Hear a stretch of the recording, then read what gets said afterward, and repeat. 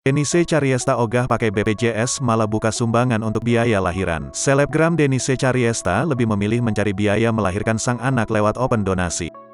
Bahkan Denise Caryesta beralasan tidak ingin dirinya menjadi beban negara jika pakai BPJS.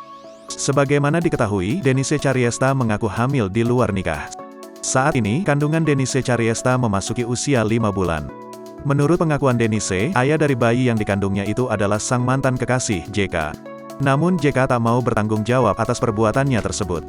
Jelang kelahirannya buah hatinya, Denise Caryesta memutuskan untuk membuka donasi agar membantu biaya persalinan kelak. Donasi yang terkumpul dalam peduli Denise hamil tanpa suami mencapai Rp3.113.328. Denise mengaku takut jika persalinannya menggunakan BPJS akan menambah beban negara.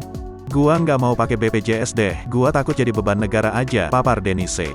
Menurut Denise, JK lebih rela menghamburkan uangnya untuk keperluan pribadi daripada untuk calon buah hatinya.